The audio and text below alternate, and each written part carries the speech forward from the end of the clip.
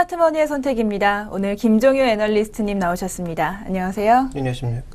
네, 먼저 오늘 지수가 앞서 말씀드린 것처럼 큰 폭으로 좀 조정을 받고 있는데요. 가장 큰 이유가 어디에 있을까요? 네, 조금 있다가 설명드릴 여러 가지 그런 글로벌 이슈도 있습니다만, 표면적으로 보면 지금 만기 이후에 외국인들의 현물 매물 그리고 선물 매물이 같이 쏟아지고 있다는 점이 가장 큰 부담 요인입니다. 특히 선물 같은 경우에는 외국인들이 좀 일부 매수하면서 시장에 좀 긍정적인 부분들을 밝혀준 것이 있었는데, 오늘은 좀 그 이상으로 매도가 많이 나오고 있거든요. 그래서 이것이 지금 어느 정도 절반 이상 정도는 신규 매도로 나오고 있는 상황이어서 이 신규 매도가 시장의 전반적인 베이시스도 악화시키고 추가적인 조정의 빌미가 될 가능성도 있기 때문에, 오늘 우리가 지금 핵심적으로 봐야 되는 것은 장 후반에 미결제 확정이 얼마만큼 늘어날 것인지, 이 새롭게 늘어나는 미결제 확정에 외국인들의 매도 포지션은 조금 더 줄지 않고 마무리될 것인지가 중요할 것 같고요. 만약에 그런 형태로 마무리가 된다면 다음 주 초반 정도까지도 추가적인 조정을 염두에 두어야 되는 상황이 아닌가 이렇게 판단하고 있기 때문에, 핵심은 전반적인 다른 요인들도 있습니다만 외국인들의 수급, 특히 현물 쪽보다는 선물 쪽에서의 수급을 주목해 볼 필요가 있을 것 같습니다. 네, 어제 만기 이후가 지나가면 변동성이 조금 줄어들지 않을까 기대를 했었는데, 만기 이후에 오히려 이렇게 매물이 많이 나오는 모습 보여주고 있습니다. 그런데 이런 우리 시장과는 다르게 글로벌 시장에서는 요즘 변동성이 정말 최저 수준이라고 합니다. 변동성이 적다, 좀 와닿지가 않는데 어떤 의미인가요? 그러니까 말 그대로 우리가 흔히 얘기하는 변동성이라고 하는 것은 상승 변동성도 있고 하락 변동성도 있지만, 주로 이제 상승하는 것을 가지고 이제 공매도한 사람들이야 물론 굉장히 힘들겠지만, 기본적으로 투자자들의 이 자산 투자의 시각은 윗방향으로 보고 있기 때문에 윗방향으로 움직이는 변동성은 변동성이라고 하지 않습니다. 그러니까 일반적인 변동성은 주로 아랫방향, 즉 내려가는 거에 대해서 우려를 하고 있는 거죠. 그러니까 변동성이 높다라고 하는 건 아래쪽으로 움직일 가능성이 크다라는 거고, 이러한 변동성, 아래쪽으로의 변동성을 우리는 공포지수라고 부르고 있습니다. 그래서 이 볼로틸러티, 변동성 지수 자체를 공포지수라고 그래서 부르는 것인데요. 미국의 지금 변동성 지수, 빅스 지수의 추이를 보면 주봉 기준으로 봤을 때도 최근 2, 3년간 기록했던 저점을 깨고 내려갈 정도로 낮은 수준에 있습니다. 그러니까 변동성이 이렇게 낮은 수준에 있다라는 것은 두 가지 해석이 가능하죠. 시장의 상승이 그만큼 견조하다라고도 해석해 볼 수 있지만, 뒤집으면 뭡니까? 시장의 시각이 너무 낙관적으로 기울어져 있다, 이렇게도 볼 수 있는 상황인 거거든요. 그래서 반대로 시장의 시각이 너무 극단적으로 안 좋은 쪽으로 기울어져 있을 경우에는 또 바로 변동성이 제자리로 찾아오는 모습을 보여주는 것처럼 반대의 경우도 가능하다라는 거죠. 그러니까 시장의 그 기대감이 너무 강하고 낙관적인 시각이 너무 강할 때는 반작용, 이렇게 변동성이 갑자기 확대될 가능성을 좀 고려를 해봐야 되겠다라고 판단을 하고 있고요. 또 주식시장에서 미국 시장만 놓고 본다면 다운송 지수를 일종의 선행지표로 생각하고 있습니다. 그런데 최근 이틀간 조정폭이 다우지수보다도 좀 크게 나타나고 있는데요. 주봉 기준으로 봤을 때 지금의 조정은 조정도 아닙니다. 왜냐하면 주봉으로 보면 쭉 이렇게 상승 일직선이거든요. 그러니까 이틀간의 조정은 보이지도 않는 정도의 조정이어서 이걸 추세 전환이라고 할 수는 없지만, 거래가 늘고 있는 상황에서 이틀간 비교적 큰 폭의 조정을 받고 있는 상황이기 때문에 상대적으로 위험자산이라고 볼 수 있는 주식시장에서의 선행지표인 다우운송지수의 상대적인 탄력 둔화, 그리고 변동성 지표가 완전히 바닥을 찍고 터닝하는 모습, 이런 것들을 살펴봤을 때 우리가 주목해 봐야 되는 건 현재 여러 가지 놓여있는 이슈가 이러한 변동성을 증가시킬 요인들이 있는지 확인하는 것이 좀 순서가 아닐까라고 보고 있습니다. 네, 이렇게 변동성은 역대 최저 수준이지만 조금 계속 확인을 해야 한다, 이렇게 말씀을 해주셨는데요. 정말 이렇게 계속 확인을 해보려면 앞으로 변동성을 좀 만들 수 있는 변수들을 알아야 할 것 같습니다. 어떤 변수들이 있나요? 일단 두 가지라고 보여지는데요. 첫 번째는 이 유가입니다. 지금 이라크 문제로 유가가 상승하고 있는 것이 일단 부담 요인이 될 수 있고요. 또 하나는 지금 뭐냐면 영국이 그동안 마크 칸이라고 하는 ECB가 아니죠. BOE, 그러니까 영란은행의 총재가 굉장히 비둘기파적인 사람인데, 이 사람이 불과 지난달만 하더라도 시장에서 저금리를 계속 얘기했던 사람인데, 저금리 유지를 얘기했던 사람인데 오늘 말을 바꿨습니다. 금리가 시장 예상했던 것보다 더 빠르게 올라갈 수 있다라는 그런 얘기를 꺼내기 시작했거든요.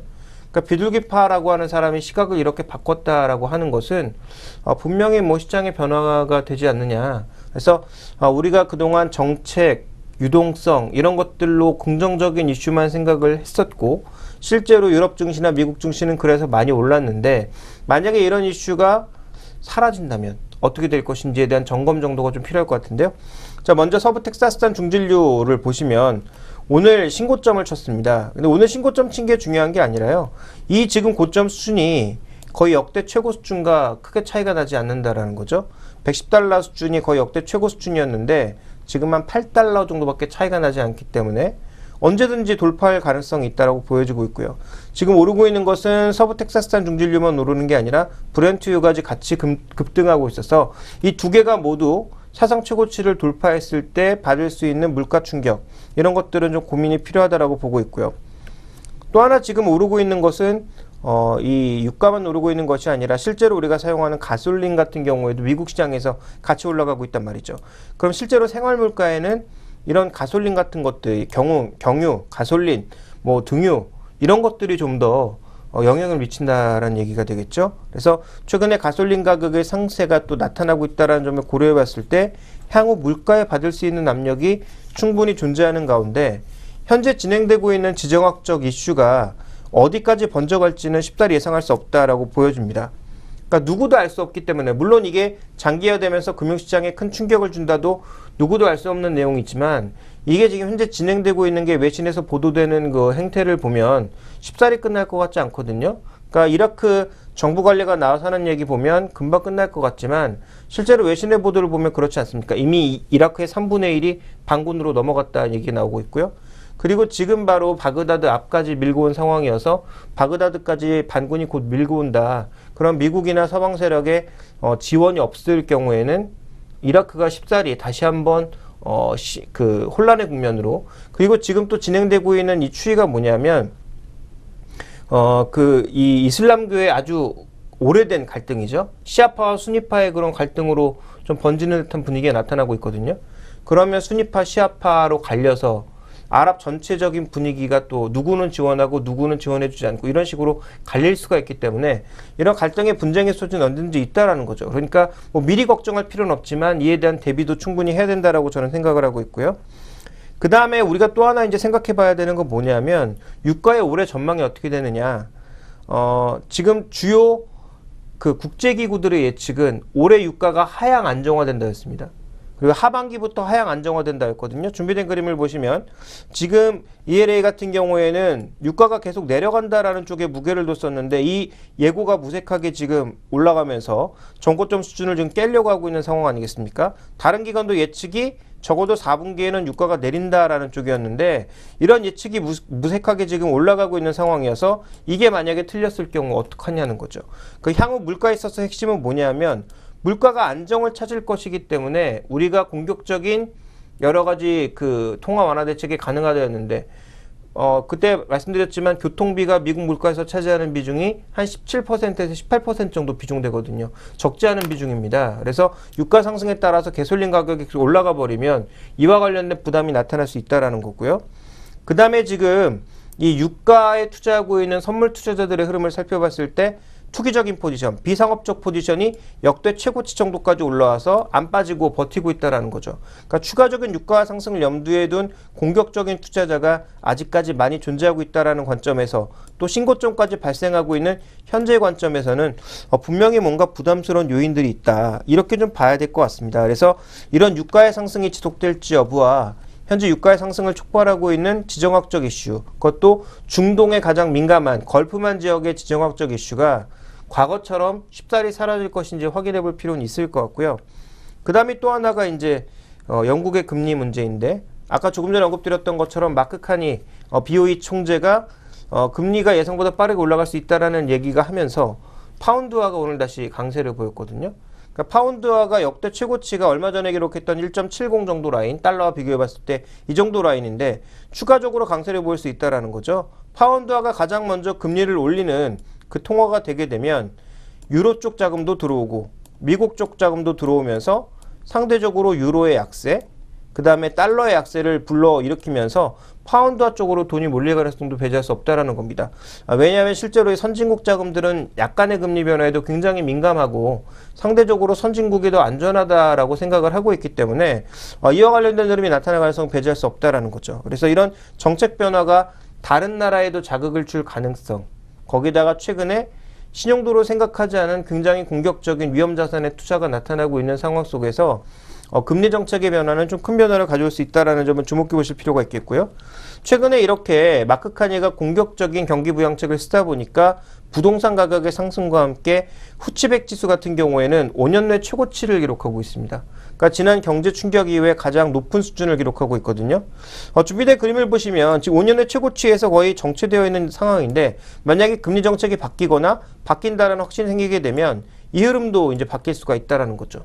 그럼 유럽 증시 전체적으로도 충격을 받을 가능성을 배제할 수가 없고요. 그래서 지금 당장 문제가 생겨서 추세가 하락 추세로 돌아설 것입니다. 라고 확언드리긴 어렵지만 이런 변수들은 계속 확인이 필요하다라는 거죠. 유가가 계속 오를지에 대한 여부와 물가를 자극할지 여부, 방금 말씀드렸듯이 BOE를 매개체로 해서 서방 세계, 지금까지 계속 돈을 풀기만 했던 서방 세계 쪽에서 돈을 오히려 좀 축소시키는 흐름이 나타나는 여부가 향후 우리 시장뿐만 아니라 전체 시장을 보는 데 있어서도 중요한 흐름이 될 것으로 판단하고 있습니다. 네, 변동성, 공포지수 자체는 낮지만 이렇게 유가와 또 유동성에 관련해서 좀 서방 세계가 유동성을 줄일 가능성 좀 염두에 두셔야 할 것 같습니다. 그렇다면 이것들이 우리 시장에 미칠 영향이 궁금해지는데요. 우리 시장에는 어떤 식으로 영향을 미칠까요? 일단 가장 먼저 살펴봐야 될 게 수입 물가거든요. 지금 준비된 그림을 보시면 국내 수입 물가는 원화 기준으로 마이너스로 돌아섰습니다. 그러니까 원화 기준으로 놓고 봤을 땐 수입 물가는 마이너스가 된 거죠. 그러니까 물가가 마이너스를 보인다는 게 좋은 건 아니지만 수입 물가 측면에서 마이너스를 보이는 건 그래도 어느 정도의 이점은 있습니다. 분명히 수입 물가를 싸게 하는 것이기 때문에. 그런데 이제 문제는 뭐냐면 지금 이렇게 원화가 강세를 보이면서 수입 물가가 마이너스로 돌아섰는데 유가가 이렇게 빠른 속도로 올라버리면 아무 소용이 없다라는 거죠. 그러니까 물론 우리가 수입하고 있는 두바이 유가를 좀 더 자세히 살펴봐야 되겠지만 두바이 유가도 결국 3대 유종과 같이 갈 가능성이 높거든요.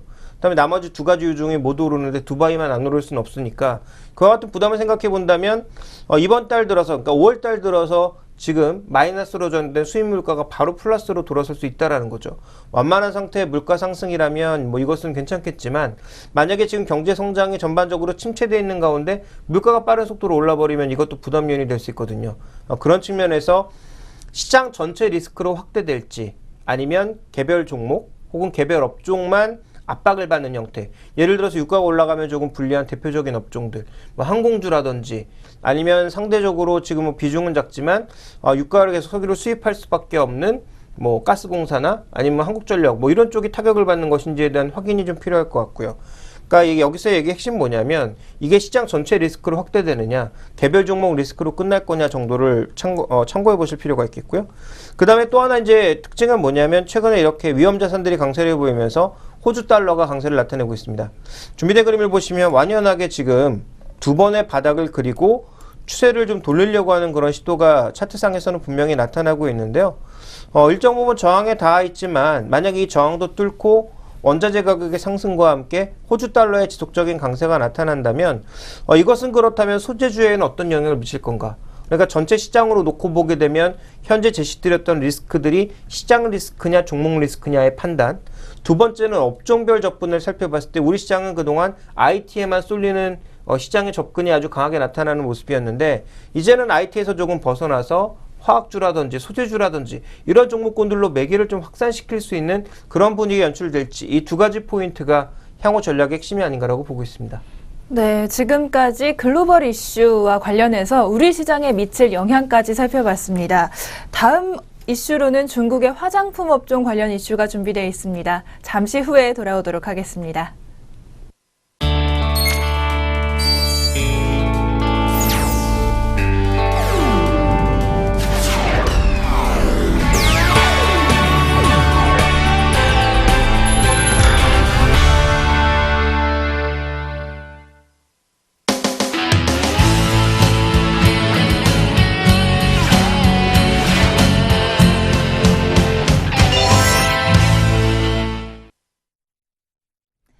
네, 두 번째 이슈, 중국의 화장품 업종이 준비되어 있습니다. 중국은 아무래도 굉장히 큰 시장이다 보니 화장품 업종도 많이 주목을 받는 것이 사실인데요. 그런데 요즘에 중국 화장품 업체 어떤 동향 보이고 있는지 알아보도록 하겠습니다. 네, 애널리스트님 어떤 동향 보이고 있나요? 말 그대로 뭐 중국 화장품 시장은 이제 막 시작하는 시장이라고 봐야 되겠죠. 그러니까 뭐 중국 인구가 전 세계 인구 뭐 70억 인구의 지금 거의 뭐 5분의 1 정도를 차지하고 있지 않습니까? 그러니까 그들이 화장품을 사서 한 번만 찍어 발라도 의미가 달라진다라는 거죠. 그래서 화장품 같은 것들을 아예 모르고 살던 사람도 분명히 있었던 만큼 이들이 뭐 화장에 눈을 뜨게 되면 분명히 좋아지는 것은 사실이고요. 이미 뭐 대도시 같은 경우 중국 대도시를 가보신 분들은 아시겠지만 대도시 같은 경우에는 별로 다른 나라 국가 도시 대도시와 차이가 없거든요. 그러니까 그런 관점에서 이제 얼마만큼 파급이 되느냐가 중요한데 전 세계 글로벌 시장보다는 중국의 성장률이 단연코 높다라고 봐야 될 것 같습니다. 먼저 준비된 그림을 보시면 지난 2001년부터 2013년까지 평균 12% 성장했습니다. 중국의 성장률, 글로벌 성장률보다 당연히 높은 굉장히 고도의 성장률을 보인 것이고요. 1인당 화장품 지출액 성장률도 11% 정도를 차지하면서 한 사람이 쓰고 있는 화장품의 양도 점점 많아지고 있고 돈도 점점 많이 지불하고 있다. 그렇다면 상대적으로 고가, 유명한 브랜드의 제품을 많이 활용하고 있다. 좀 이렇게 볼 수 있는 상황입니다. 지금 국가별 근데 화장품 시장 규모를 보시면 인구에 맞지 않게 미국의 지금 절반을 조금 넘는 수준을 보여주고 있거든요. 그렇다면 인구가 미국의 지금 6배 정도의 수준이니까 지금 이 절반 정도면 미국의 지금 10분의 1, 그 인구별로 치면 12분의 1 정도밖에 안 쓴다라는 그런 얘기가 될 것 같고요. 일본에 비해서 13배 정도의 인구를 갖고 있는 중국이 지금 일본과 비교해 봤을 때도 별로 금액 차이가 크게 나지 않습니다. 그만큼 중국은 아직 커질 여지가 남아있다고 봐야 될 것 같고요. 1인당 화장품 지출액을 살펴보니까 조금 전에 말씀드렸던 대로 세계 평균의 절반 정도밖에 안 된다는 거죠. 그러니까 물론 아직도 중국의 개발이라든지 뭐 도시망이라든지 뭐 기관망 이런 것들이 많이 발전하지 않아서 저 멀리 시골에 있는 사람들까지 화장품을 다 쓴다 이렇게 얘기하긴 어렵겠습니다만 어쨌든 중국이 지금 제3선 도시까지의 도시화가 대충 마무리된 상황에서 도시화율을 지금 60%까지 끌어올리려고 하고 있기 때문에 이 과정에서 자연스럽게 소비재의 수입은 늘어날 수밖에 없다라고 봐야 될 것 같고요. 그런 관점에서 본다면 향후 1인당 화장품 지출액도 점점 늘 수밖에 없다. 지금 당장은 아니겠지만 한 2, 3년 내에 글로벌 평균은 금방 갈 것이다. 이렇게 봐야 될 것 같고요. 그 다음에 이제 아까도 언급드린 부분이지만 중국의 이 화장품 성장률을 조금 비교해 보시면요. 글로벌 시장보다는 월등하게 높은, 이게 글로벌이면 이게 중국이거든요. 월등하게 높은 상황을 보여주고 있고 시장 성장률 기준으로 봤을 때도 8% 이상의 성장을 나타내고 있어서 글로벌 전체보다는 단연코 높은 성장률을 나타내고 있다고 봐야 될 것 같고요. 또 하나 이제 중국 시장의 유통 채널을 보시면 가장 이제 큰 것은 뭐 할인점, 그다음에 백화점 이런 우리가 흔히 얘기하는 기존 유통 채널들인데 성장률 기준으로 보자면 누가 뭐래도 인터넷 채널의 성장이 가장 강력하게 나타나고 있습니다. 해외 직구라든지 아니면 중국도 워낙 땅이 넓기 때문에 실제로 이런 뭐 인터넷 쇼핑들을 활용하는 경우가 많아지고 있다라는 거죠. 그러니까 인터넷 구매를 통해서 그동안 살 수 없었던 혹은 뭐 우리가 흔히 얘기하는 해외여행을 가서 그 매장에서 사는 그런 물량들만 옛날에 이제 살 수 있었다면 지금은 이제 그냥 인터넷으로 해외 물건들을 마음대로 주문할 수 있다라는 거죠. 이제 그런 부분들에 대한 기대감 이런 것들이 나타나고 있기 때문에 전체적인 시장 같은 경우에는 굉장히 뭐 좋다라고 봐야 될 것 같고요. 그 다음에 국가별로 봤을 때 어디 것을 가장 많이 수입하고 있느냐? 당연히 프랑스가 1위고요. 우리나라도 뭐 마찬가지겠지만요. 그 다음에 2위가 일본, 나머지 이제 미국, 한국 이런 국가들이 차지를 하고 있고요. 그 다음에 이제 국내 화장품 같은 경우에는 중국이 어떻게 지금 물건을 팔고 있고 향후 어떤 전망이 나타나고 있느냐를 살펴보게 됐을 때 실제로 브랜드 화장품은 아모레퍼시픽이 절대적이고요. 그 다음에 ODM 개념으로 수출하고 있는 쪽은 코스맥스가 절대적으로 경쟁업체 대비해서 좋은 모습을 나타내고 있습니다. 그래서 중국의 화장품 시장을 요약해서 말씀드리자면 여전히 성장하고 있는 시장이고요. 또 채널별로 봤을 때는 인터넷이라고 하는 새로운 채널의 성장을 통해서 더 빠른 성장을 보일 것으로 현재 예상이 되고 있고 국가별로 봤을 때는 프랑스와 일본의 경쟁력이 여전히 좀 강하게 나타나고 있다고 봐야 될 것 같고요. 한국으로 이것을 끌고 들어오게 되면 한국의 진출 1위 업체 그리고 선도업체들의 전반적인 경쟁력이 계속 강화될 것이다. 좀 이렇게 봐야 될 것 같습니다. 네, 여태까지도 성장률이 높았지만 지금도 계속 글로벌 대비 높은 상태라 중국의 화장품 시장 참 많이 주목을 받습니다. 그런데 방금 말씀해 주신 것처럼 화장품 업계의 특성상 해외 브랜드를 수입하는 그 정도가 굉장히 많은데요. 그렇다면 이 중국 시장을 중심으로 좀 살펴봤는데 이번에는 글로벌 화장품 업체 자체의 최근 동향 어떤지 궁금합니다. 저희 최근 주가 어떻게 진행이 되고 있습니까? 그러니까 이제 화장품 업체라고 하기가 이제 주가를 구분하기가 조금 애매한 게 우리나라도 LG생활건강이 화장품 업체로만 하기엔 조금 애매하죠. 왜냐하면 음료 사업부 있죠. 거기다가 생활용품 사업부, 뭐 예를 들어서 뭐 샴푸라든지 린스라든지 치약이라든지 이런 것들을 만들어내는 사업부가 있지 않습니까? 근데 그 안에서 이제 화장품 규모가 굉장히 커서 화장품 업계랑 같이 분석을 하나 순수 화장품 업체는 아니라고 볼 수가 있습니다. 근데 글로벌 업체도 마찬가지거든요. 전 세계 1위는 로레알이지만 2위를 차지하고 있는 뭐 P&G라든지 유니레버 같은 경우에는 그냥 일반 생활용품도 많이 만들어내고 있는 업체입니다. 그래서 이 글로벌 화장품 업계들의 주가 수익률을 비교해보면 순수 화장품이 강하다라는 거죠. 그래서 일본의 시세이도 같은 경우가 좀 강한 모습을 나타내고 있습니다. 준비된 그림을 보시면 최근에 뭐 주가의 등락은 조금 일본 증시에 따라서 있는 상황이나 최근 추이도 뭐 고점 부근에서 쉽게 밀리지 않고 있는 그런 모습이고요. 그 다음에 이제 프랑스의 로레알 같은 경우가 현재 주가 흐름이 그렇게 나쁘지가 않고요. 물론 최근에 뭐 조정은 나타나고 있습니다만 최근에 뭐 상승폭에 비해서 조정폭은 제한적이다라고 봐야 될 것 같고, 그다음에 미국에 이제 상장되어 있는 또 하나 유럽 기업 유니레버 같이 이 생활용품 같은 것들을 같이 생산해내고 있는 기업들은 실적에 따라서 주가가 좀 엇갈리고 있습니다. 유니레버는 최근에 실적 개선과 함께 오랫동안 박스권 안에 묶여있던 주가가 박스를 돌파하면서 상승 추세를 이어나가고 있는 반면 미국의 P&G 같은 경우에는 상대적인 실적 충격 때문에 최근 미국 증시보다도 뒤처져 있는 그런 모습을 나타내고 있다는 거죠. 그러니까 정리하면 순수 화장품 업체가 좋다라는 것, 그리고 중국 시장에서의 성적이 또 어떻게 전개되고 있느냐에 따라서 약간의 좀 차이를 보여주고 있다, 이렇게 봐야 될 것 같습니다. 네, 그렇다면 이제 국내 화장품 업체로 눈을 돌려보도록 하겠습니다. 앞서 잠시 말씀을 해주셨지만 이 중국에 진출한 업체들은 선점 효과를 톡톡히 누리고 있다고 하셨는데요. 그렇다면 국내 화장품 종목 전반적으로 투자 전략은 어떻게 가져가면 좋을까요? 국내 화장품 시장이 이제 2차 성장을 한 것은 중저가 시장이 성장하면서 나타난 거죠. 또한 그 안에는 그동안 화장을 하지 않았던 나이 어린 학생들까지 이제 화장 시장에 전격적으로 뛰어들고, 거기다가 이제 뭐 초식남이라는 단어까지 나올 정도로 남자들도 이제 화장을 하기 시작하면서 화장품의 양적 성장이 일어났던 거죠. 그러니까 그동안 시장이 이렇게 좀 세분화되는, 세그먼트가 좀 세분화되는 그런 모습을 보였다라고 봐야 될 것 같은데, 그럼 우리 시장도 항상 뭐 비슷한 제품들, 비슷한 브랜드들이 성장하는 모습을 보였다가 우리나라도 소득이 높아지면서 고가 브랜드, 그리고 더 고가 브랜드를 원하는 뭐 해외 상품들 구매 욕구, 이런 것들이 확대되면서 시장이 조금 커졌고, 그 다음에 이제 중저가 브랜드가 치고 들어오기 시작하면서 브랜드샵이라는 게 생겼고요. 이 브랜드샵 내에서도 전체적으로 대형사와 소형사의 주가 흐름이 엇갈리고 있는 여러 가지 상황들이 나타나고 있는 상황 속에서 추가적인 성장성을 찾으려면 이제 중국밖에 없다라는 거죠. 그러니까 우리나라 같은 경우에 지금 남자도 쓰죠. 그 다음에 어린 친구, 뭐 이제 뭐 중학생들 같은 경우에도 적어도 비비크림 정도 안 바르고 다니는 사람들은 제가 최근에 거의 못 본 것 같습니다. 그래서 그런 관점으로 본다면 앞으로 추가적으로 화장품을 더 소비할 만한 인구가 그렇게 많지 않다라는 거죠. 그렇다면 화장품이 더 성장하기 위해서는 결국 해외 개척밖에 없다라는 것인데, 해외 개척 중에서 가장 눈에 보이는 건 결국 뭐 중국 아니면 동남아 뭐 이 정도가 될 것 같습니다. 근데 이 안에서 프랑스 제품들, 뭐 일본 제품들과 끊임없이 또 경쟁을 해야 된다라는 관점을 놓고 보게 되면 결국은 선점 효과를 우리가 빼놓을 수가 없다라는 거죠. 그러니까 지금 뒤늦게 LG생활건강도 열심히 진출하고 있고 뭐 빅모델도 기용하고 노력을 하고 있습니다만, 선점 효과, 유통망 효과는 우리가 이제 배제할 수가 없기 때문에 먼저 진출한 아모레퍼시픽은 우리가 당연히 탑픽으로 둬야 될 것 같고요.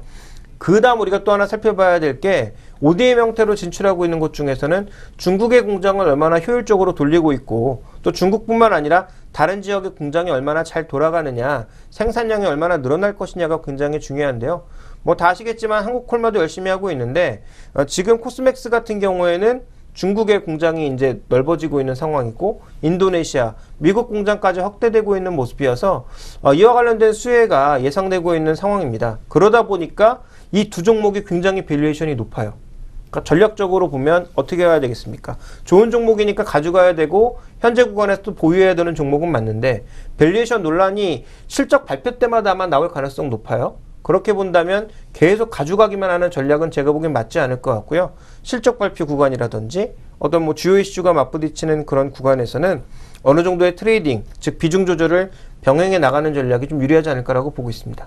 네, 아모레퍼시픽과 코스맥스 추천을 해주셨지만 밸류 논란이 있기 때문에 트레이딩을 병행하시라는 투자 전략 세워주셨습니다. 지금까지 중국 화장품 업체 업종들 관련해서 국내 화장품 업종의 투자 전략까지 알아봤고요. 잠시 후 동방박사의 종목 신호등 시간 시작하도록 하겠습니다.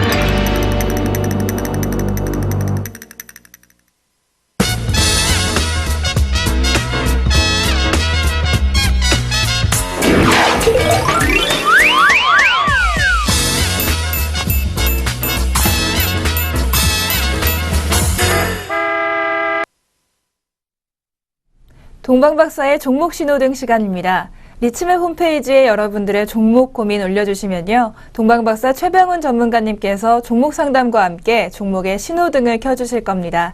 오늘 동방박사 최병훈 전문가님 모시겠습니다. 안녕하세요. 네, 안녕하십니까. 동방박사 최병훈 전문가입니다. 네, 오늘도 좋은 말씀 부탁드리겠습니다. 먼저 첫 번째 종목부터 질문을 드리겠는데요. 바로 뉴로스입니다. 뉴로스를 8,900원, 비중 20%의 매수를 하셨는데 실적이 좋다는 이야기를 들으셔서 중장기로 들고 갈 예정이라고 합니다.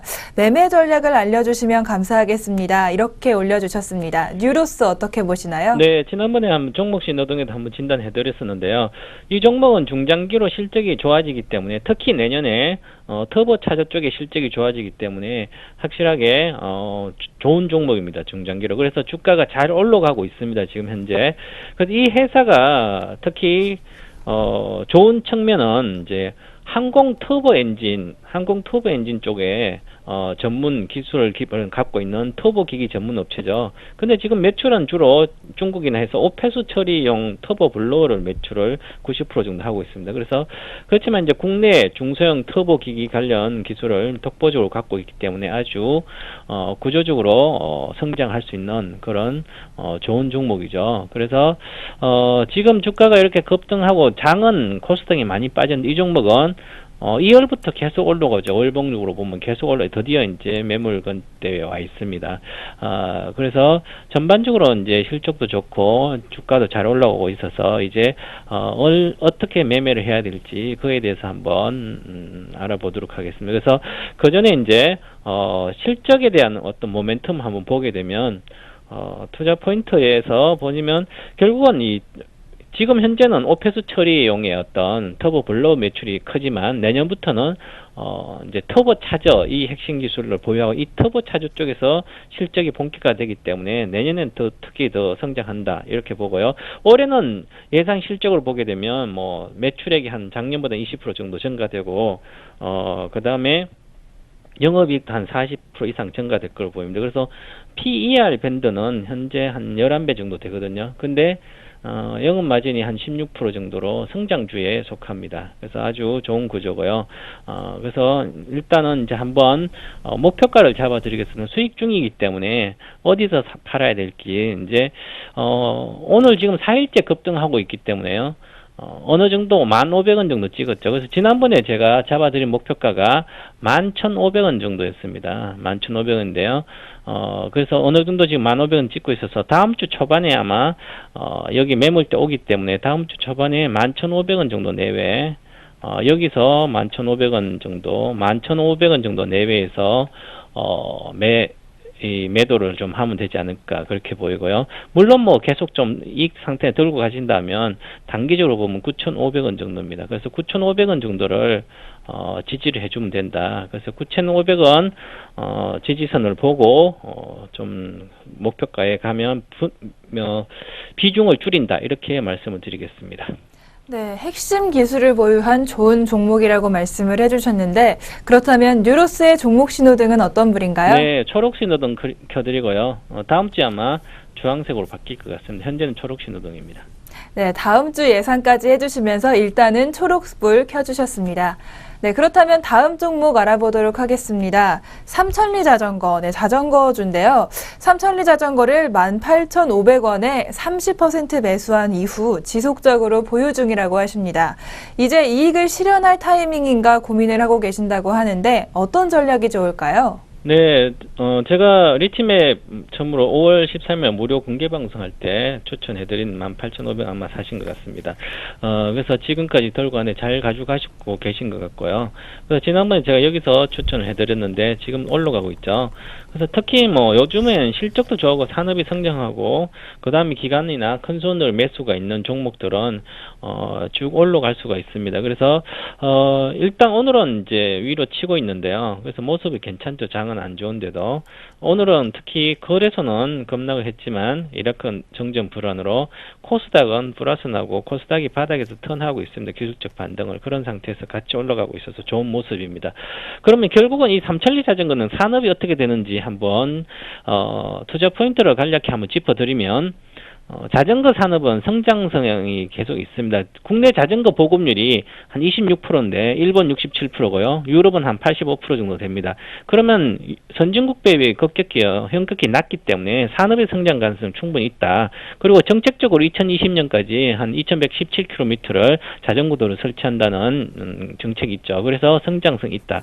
그래서 올해 실적 모멘텀이 앞으로도 계속되는데 올해 EPS 기준으로 보면 올해는 작년보다는 EPS가 한 60% 증가되고 내년에도 증가된 상태에서 내년에 올해 기준으로 봤을 때 20% 정도 증가가 예상됩니다. 그래서 물론 올해 예상 실적을 봤을 때 2014년 대니 오탄데요. 이제 EPS가 1,000원입니다. EPS가 1,000원이기 때문에 PER 지금 현재 20배 정도 와 있죠. 그래서 글로벌 PER이 글로벌 피어 그룹들은 한 25배 정도가 있습니다. 그런데 우리 주가도 그 정도는 뭐 근처에 가지 않겠나. 그래서 어느 정도까지는 좀 들고 가도 됩니다. 자, 그리고 이 종목은 한번 계속 가는 이유를 한번 보게 되면 수급적인 측면을 한번 보겠습니다. 수급적인 측면은 누가 과연 사가지고 올라갈까? 그러면 이 종목은 보시면 아시겠지만 외국인들이 5월 중순부터 외국인이 급격히 사고 있습니다. 기관은 순매도가 좀 이루어졌고요. 개인도 계속 팔았고. 그러면 결국은 확실한 외국인들이 국내에는 산업 성장되고 실적도 좋으니까 외국인이 사놓고 있다. 이런 측면으로 보면 될 거고. 그래서 현재 상태는 좋은 모습이기 때문에 계속 좀 들고 가시되 목표가에 근접와 있기 때문에 일단 목표가를 추가적인 상승하면 이 고점이죠. 전고점에서 21,500원 정도 됩니다. 그죠? 그래서 여기서 21,500원 정도에서 21,500원 정도에서 목표가를 잡아드리고요. 손절가는 사신단가가 있는데, 자, 중심선은 지켜야 된다. 여기서 19,500원, 이렇게 꼭 봐드리도록 하겠습니다. 네, 삼천리 자전거 역시 목표가가 꽤 높은데요. 그렇다면 종목 신호등은 어떤 불인가요? 네, 초록 신호등 켜드리겠습니다. 네, 삼천리 자전거 초록 신호등으로 쭉쭉 잘 달려나가길 바라겠습니다. 다음 종목 살펴보겠습니다. 역시 좀 바퀴에 관련된 종목인데요. 넥센타이어입니다. 넥센타이어 비중 10%로 13,800원에 매수를 하셨다고 하는데요. 역시 이제 이익 실현할까 고민 중이신 분입니다. 시장이 많이 빠지니까 넥센타이어도 좀 같이 빠지지 않을까 고민이 된다고 하시는데 넥센타이어 어떻게 보시나요? 네, 넥센타이어는 제가 이제 지난번에도 계속 목표가를 한 17,000원 정도 이렇게 잡아드렸는데요. 오늘 이제 보니까 목표가를 조금 낮춰서 이제는 매도 한번 장중 반등을 이용해서 매도해야 되지 않을까 그런 측면이고요. 최근에 이제 시장 대비해서 아주 강하게 올라왔습니다. 이 올라온 이유가 있는데요. 요게 실적이 좋아지면 올라와야 되죠. 그죠? 그래서 특히 자동차 관련된 종목 타이어 중에서 이 종목이 아주 수급도 괜찮고 잘 올라왔습니다. 그러면 과연 중장기적으로 좋으면 조정받고도 추가적인 상승을 할 수가 있겠죠. 그래서 한번 투자 포인트를 보게 되면 기존 1분기 실적이 서프라이즈 나왔고 2분기도 아마 서프라이즈도 나오지 않을까 그렇게 보입니다. 근데 특히 7월부터 시장에는 3분기 있죠. 3분기에는 창녕 2공장이 가동해서 생산이 될 걸로 보이는데 거기서 이제 향후 중장기적으로 600만 본의 어떤 타이어가 지금 1,100만 번은 늘어납니다. 그래서 생산량이 급증해서 성장성을 확보할 수 있다. 그런 측면이고요. 그 다음에 생산 능력이 확대되기 때문에 결국은 중장기로 보면 성장성이 높다는 기대감이 있죠. 그래서 비용이 물론 판매에 대한 판촉에 대한 비용이 많이 들어가고 있지만 생산이 크게 증가되기 때문에 매출 확대, 그 다음에 BEP 도달한 상태에서 이익이 급증할 걸로 보입니다. 그래서 내년에도 성장을 계속 이어질 걸로 보이기 때문에 중장기로 좋은 종목이다. 그렇게 보여드리고요. 목표가를 한번 잡아드리겠습니다.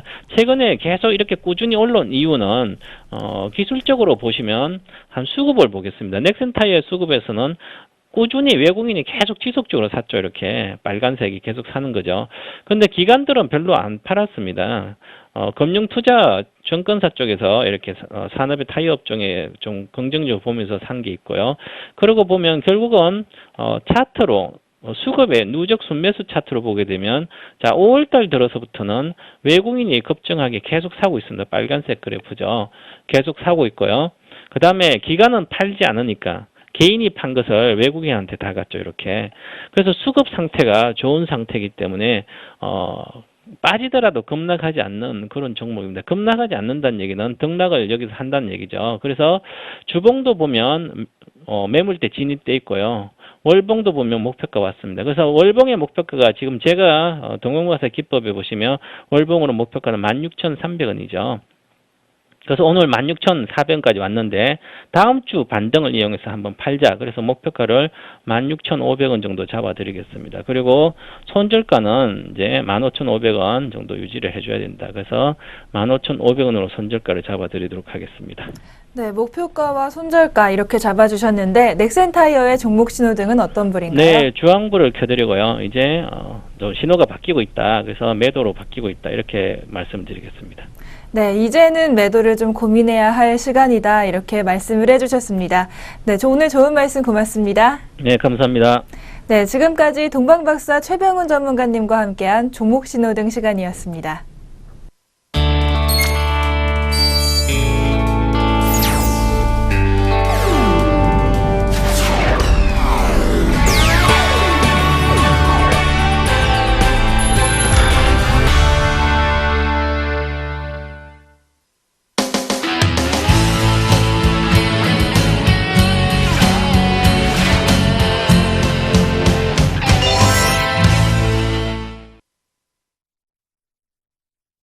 다시 스마트머니의 선택입니다. 오늘의 종목 시간이 남아있는데요. 오늘의 종목은 바로 락앤락입니다.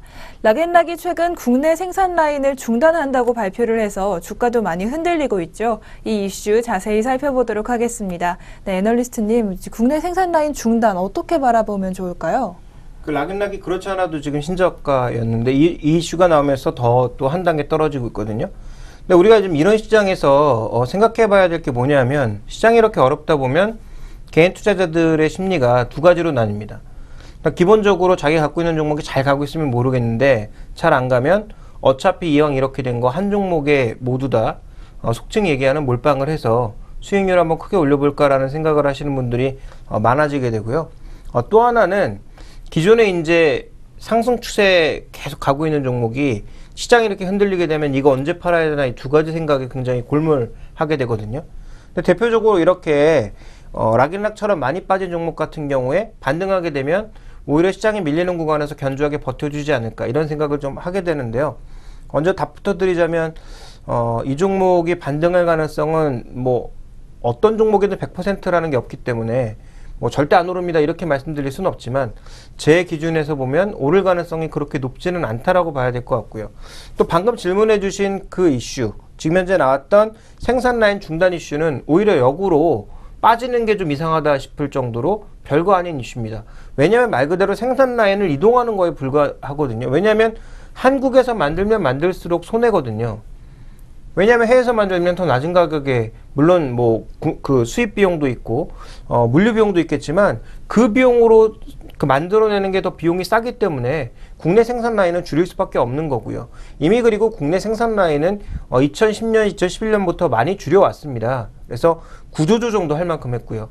더 이상 줄일 게 없는 그런 상황 속에서 거의 마지막 남아있는 라인 중에 하나를 정리하는 것이기 때문에 비용 효율성을 위해서 나쁠 건 없다. 그리고 이 라인에 썼던 장비나 기계 이런 것들 팔게 되면 오히려 그와 관련된 현금도 일부 유입될 수 있다. 뭐 물론 뭐 많은 현금은 아니겠지만 그런 관점에서 봤을 때 저는 별로 나쁠 게 없다라고 보고 있고 이게 뭐 또 추가적인 구조조정이라든지 굉장히 오랜 뭐 세월이 걸리는 일이라든지 그런 게 아니거든요. 기존에 하던 일 그대로 했던 것에 불과한데 최근에 워낙 시장 분위기도 안 좋고 이 종목의 그 주변 분위기도 워낙 안 좋다 보니까 아마도 제가 보기엔 좀 이와 같은 현상들이 좀 결부지어서 나타난 게 아닌가 저는 좀 이렇게 생각하고 있습니다. 그렇게 본다면 지금 추가적으로 여러 가지 악재를 받아들인 상황에서 방금 말씀해 주신 생산 라인 중단 이슈로 더 떨어지는 것은 어떻게 보면 약간 억울한 측면도 있다. 저는 이렇게 이해하고 있습니다. 네, 말씀해 주신 것처럼 따지고 보면 이 국내 생산 라인 중단이 나쁜 이슈가 아닌데 최근에 이렇게 주가가 하락하는 이유는 어디에 있을까요? 그러니까 이 종목의 가장 큰 문제는 뭐냐면 애초에 기대가 반영되면서 주가 자체가 너무 비쌌다라는 거죠. 그러니까 밸류에이션 측면으로 놓고 봤을 때 경쟁사들이 갈 수 없는 정도의 밸류에이션을 갔던 가장 결정적인 이유가 실적 이런 거 보지 않고 중국에서 계속 커진다. 신사업도 성공할 거다. 중국 유통망이 확실하다. 그다음에 뭐 인도네시아 등 뭐 이렇게 동남아시아도 진출했다. 그러니까 이런 기대감이 쭉 주가를 끌어올리는 겁니다. 그러니까 오리온과 똑같았던 거죠. 오리온 같은 경우에도 중국에서 잘 되다 보니까 중국에서는 계속 잘 될 거고, 이게 러시아 성공했고, 뭐 베트남 잘 갈 거고, 그러다 보면 해외 쪽으로 해서 수출되면서 엄청나게 잘 될 거다라고 얘기해서 뭐 PR을 40배까지 끌어올려놨다 지금 반토막이 나버린 상황인데, 이 종목도 뭐 좀 비슷하다라고 봐야 될 것 같습니다. 그러면 현재 상황 비교해 보고요. 현재 밸류에이션을 좀 평가해 볼 필요가 있는데요. 자, 먼저 준비된 그림을 보시면 그 중국의 혹은 세계 주요 경쟁사들, 뭐 글라스락을 비롯한 이런 것들을 만드는 주요 경쟁사들의 지금 밸류에이션을 보면 대부분 다 ROE가 평균적으로 봤을 때 20% 이상이라는 거죠. 평균적으로 봤을 때. 근데 락앤락은 지금 5%를 조금 넘는 수준. 그러니까 당연히 이들 종목과 비교해 봤을 때 PBR 기준으로 봤을 때는 낮아질 수밖에 없는 거죠. 왜냐하면 이쪽으로 가면 갈수록 어느 정도 그 동일선상에 있었을 땐 위로 있을수록 고평가고요. 그다음에 이쪽에 있을수록 저평가 아니겠습니까? 그래서 따져봤을 때 지금 락앤락은 상대적으로 저평가받을 수밖에 없는 수익성을 보여주고 있다. 성장성도 높아야 PBR도 높아지는 현재 이 추세대로라면 이렇게 가야 되는데 이렇게 못 가고 있다라는 거죠. 그래서 이런 과정을 놓고 봤을 때 현재 지금 밸류에이션은 경쟁사들과의 비교를 해봤을 때 그렇게 저평가받고 있는 상황 아니다. 왜? 지금 실제적으로 ROE가 낮기 때문에 PBR도 낮게 받을 수밖에 없다. 그만큼 과거 대비해서 수익을 내기 어려워졌다라는 점을 주목한 것이고요. 그래서 거의 뭐 5배, 4배 가까이 받았던 이 밸류에이션이 현재 1배 수준까지 계속 지속적으로 떨어지고 있는 거다. 지금 이 거래 역사가 짧지 않습니까? 2010년도부터 뭐 거래되기 시작했다라고 치면 지금 이제가 4년 정도 거래가 된 건데 전체적으로 지금 이 밸류에이션이 바닥이다? 이렇게 보기가 좀 어렵다라는 거죠. 그래서 어디까지 빠질지는 아무도 모른다. 좀 이런 관점에서 저는 접근을 해야 된다라고 보고 있고요. 또 하나 중요한 포인트는 뭐냐면 이 종목의 지금 밸류에이션을 끌어내리고 있는 데는 PBR만 끌어내려지고 있는 것이 아니라 PR도 같이 끌어내려지고 있다. 왜냐하면 이익 자체가 워낙 빠른 속도로 줄어들고 있기 때문에 장부 가치뿐만 아니라 이익 가치 측면에서도 계속 조정을 받고 있는 것이 올해 내내 진행되지 않을까. 적어도 2분기 내에는 실적에 의미 있는 드라마틱한 반전은 보이지 않을 것으로. 더 나쁜 건 뭐였냐면 올해 1분기까지 실적을 계속 낮춰잡았거든요. 여러 가지 악재 요인으로 인해서 실적을 계속 낮춰잡았는데 그 낮춰잡은 것도 지금 못 채우고 있기 때문에 문제가 생기고 있는 거거든요. 그러니까 지금 밸류에이션도 1배까지 내려왔기 때문에 조정 많이 받았네. 이건 맞는 얘기인데요. 조정 많이 받았으니까 저점 찍었다라고 확인하기에는 아직까지는 조금 어렵다라고 봐야 될 것 같습니다. 네, 사실 국내 생산 라인 중단 이슈보다 더 심각한 문제가 이렇게 생산성이 좀 약화되는 것이었던 것 같습니다. 그렇다면 이제 앞서 말씀해 주신 것처럼 중국 사업, 신사업에 참 기대를 많이 걸었던 투자자분들 계셨다고 하는데 향후에 중국 사업과 신사업 과연 정말 기대만큼 잘 돼서 지금의 상황 좀 타파해 나갈 수 있을까요? 그거는 확인해 봐야 될 내용이지 우리가 미리 예단할 상황은 아닌 것 같습니다. 뭐 신사업 얘기는 벌써 한 2년 전부터 나왔던 얘기거든요. 그렇게 본다면 뭐 2년간 검증이 안 된 사업을 지금 당장 갑자기 뭐가 좋아진다 이렇게 보기엔 좀 어려울 것 같아요. 전 그런 관점에서 신사업에 관련된 기대감은 너무 높일 필요는 없고 오히려 확인한 후 가도 늦지 않다라고 보고 있습니다.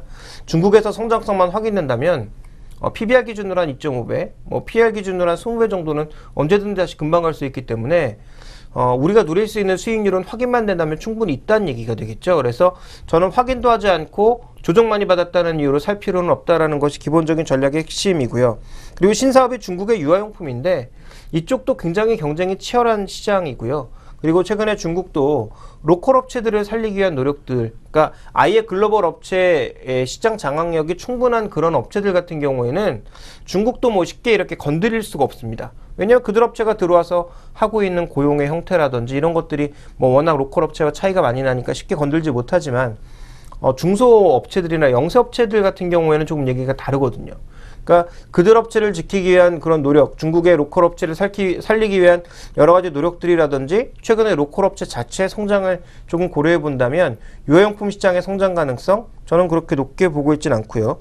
아니면 뭐 신규 M&A를 한다든지 아니면 지금 하고 있는 유아용품 사업에서 뭐 분유를 비롯한 여러 가지 사업들의 라인업을 좀 더 다양화시킨다든지 이런 것들이 확인되기 이전까지는 저는 이 종목에 대해서는 뭐 낙폭과대에 따른 단기 트레이딩 이상 정도의 의견을 드릴 수는 없을 것 같습니다. 그래서 이 종목에 대해서는 여전히 좀 보수적 관점의 대응을 말씀드리고 싶고요.